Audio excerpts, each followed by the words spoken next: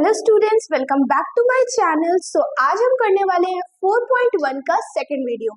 हम इसमें second part में फर्स्ट पार्ट में तो हमने ऑलरेडी 6 क्वेश्चंस किए थे जिसमें हमने सिमिलर टाइप के कर लिए थे।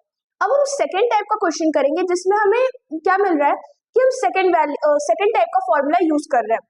पहले फॉर्मूले में हमने a प्लस बी का होल स्क्वायर देखा था एंड सेकंड हमने देखा था a माइनस बी का होल स्क्वायर। एंड अब हम यहाँ देखेंगे a प्लस बी का होल क्यूब।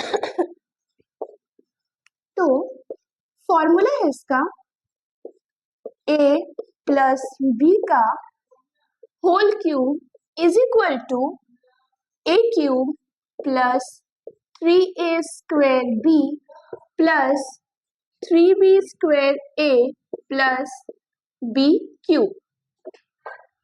तो ये पूरा फॉर्मूला है हमारा a प्लस बी का होल क्यूब का फॉर्मूला। अब इसका यूज कैसे करेंगे हम, तो ध्यान देखिए, तो हमारे पास a प्लस बी का होल क्यूब दे रखा है, तो हम उसमें इस पूरे फॉर्मूले को यहाँ पे हम क्या करेंगे, एक्सपैंड करेंगे एंड इस एक्सपैंड करने के बाद यहाँ पे हम वैल्यू रख देंगे और फिर सिमिलरली जो हमने प्रोसेस फर्स्ट वीडियो में किया था वही हम पूरा प्रोसेस करेंगे। चलिए देखते हैं। तो हम x प्लस, इसको हम a मान लेते हैं, तो a का क्यूब है ये, a का क्यूब मतलब x का क्यूब हो गया। फिर हम देखेंगे प्लस 3a का स्क्वायर कितना हो गया, x का स्क्वायर इनटू b मतलब 2। फिर हम देखेंगे 3b क्या है, ba 2 का स्क्वायर इनटू x, फिर b का क्यूब इज इक्वल टू, इसे हम इधर देख लेते हैं, तो 2x क्यूब हो गया माइनस 2x। तो ये हमारा फर्स्ट प्रोसेस हो गया।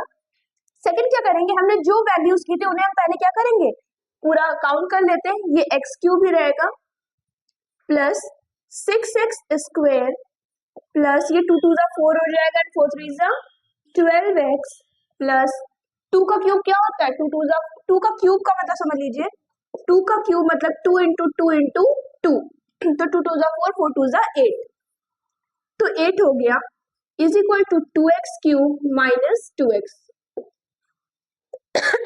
अब हम क्या करेंगे कि इसको हम इधर लेके आएंगे और इज इक्वल टू 0 कर देंगे, तो x cube plus 6x square plus 12x plus 8 minus 2x cube plus 2x is equal to 0।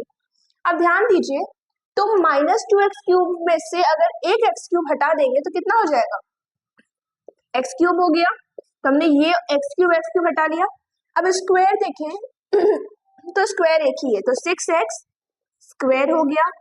फिर हम देखेंगे 12x and 2x plus 14x हो गया and plus 8 is equal to 0।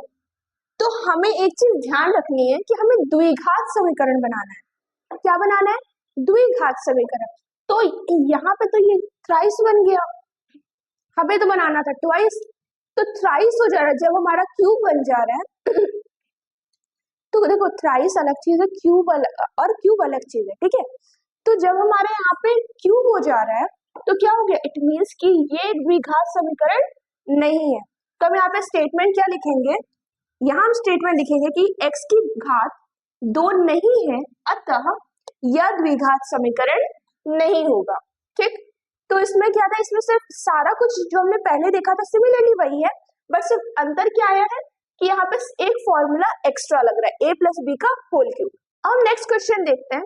तो इसमें क्या है कि यहाँ पर देखिए, तो यहाँ पे तो नॉर्मल वे में दे रखा है लेकिन यहाँ पे ये क्यूब में दे रखा है, लेकिन यहाँ पे फॉर्मूला चेंज हो जाएगा क्योंकि पहले जो हमने देखा था तो उसमें x प्लस था, तो क्या था, a प्लस बी का होल क्यूब लग गया। अब सेकंड में क्या देख रहे हैं कि a माइनस बी का होल क्यूब हमें लगाना है, तो हम क्या करेंगे, फॉर्मूला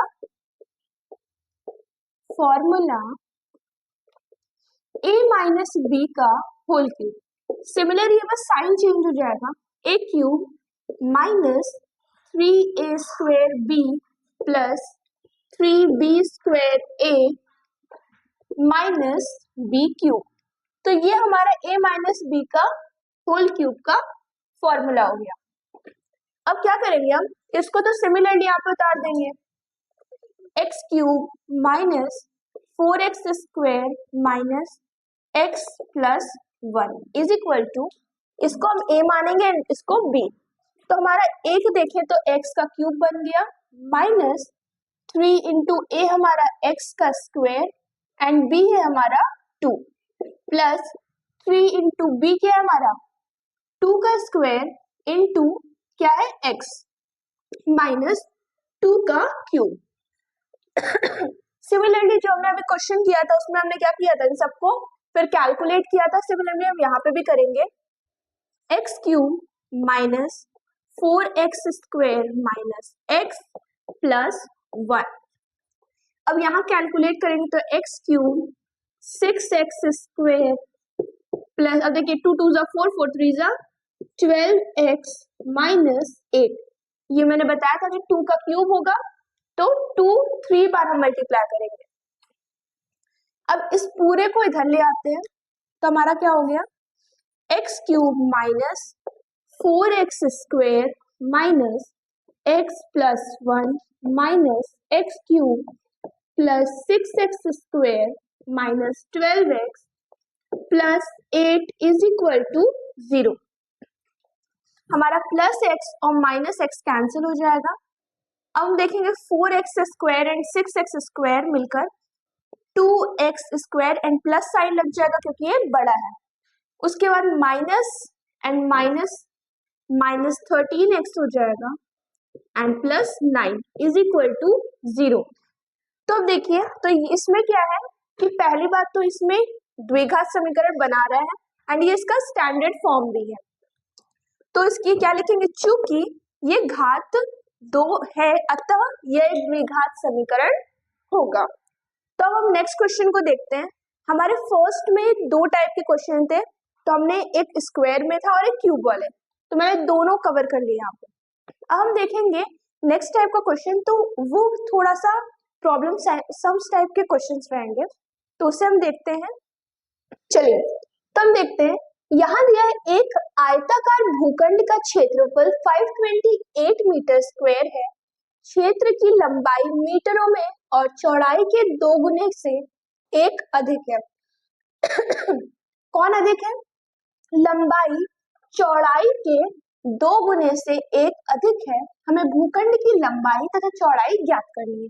अब देखिए बोल रहा है 2 कंडीशन, लंबाई और चौड़ाई, तो हम क्या करेंगे, लंबाई को x मान लेंगे और चौड़ाई को y मान लेंगे। नहीं, अब देखो हमें क्या यहाँ पे करना रहेगा, पहली बात हमें द्विघात बनाना है। इट मीन्स कि हमें सारा कुछ x में ही लेना है, तभी तो हमारा इधर x² बनेगा फिर x बनेगा फिर हमारा यहाँ पे नॉर्मल वैल्यू आ जाएगी।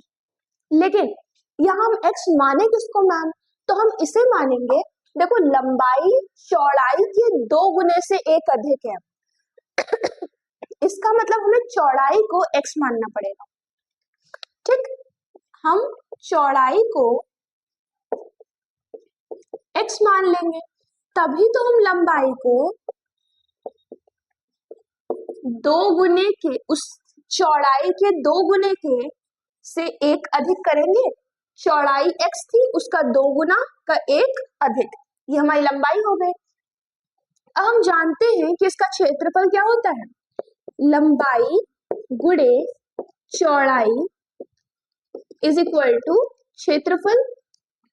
तो क्षेत्रफल हमारा 528 मीटर स्क्वायर दे रखा है, लंबाई हमारी 2x प्लस 1 है और हमारी चौड़ाई दी है x। तो क्या करेंगे, इसको इससे मल्टीप्लाई कर देंगे, 2x² plus x is equal to 528। अब यहाँ क्या होगा, 2x² प्लस x माइनस 528, ये हो गया। हमें इसमें कोई वैल्यू ज्ञात करना है, इट मींस कि हमें यहाँ पे किसी की वैल्यू नहीं निकालनी थी, हमें इसे बस द्विघात समीकरण में चेंज करना था। अभी जितने भी हम क्वेश्चंस करेंगे इसमें प्रॉब्लम सॉल्विंग क्वेश्चंस होंगे और हमें उस प्रॉब्लम सॉल्व करके उसे क्या करना है, इसी स्टैंडर्ड फॉर्म के उसमें कन्वर्ट करना है। तो हम नेक्स्ट क्वेश्चन अब देखते हैं, इसका सेकंड क्वेश्चन है, तो उसमें देखते हैं कि कैसे क्वेश्चंस हैं। चलिए इसमें देखते हैं, तो लिखा है 2 क्रमागत धनात्मक पूर्णांकों का गुणनफल 306 है, हमें पूर्णांक ज्ञात करना है। तो ये तो बहुत शॉर्ट क्वेश्चन है। तो इसमें क्या होगा, देखिए यहाँ पे पहला क्रमागत पूर्णांक जिसे हम क्या मान लेंगे, x, दूसरा क्रमागत पूर्णांक जिसे हम मान लेंगे x प्लस 1।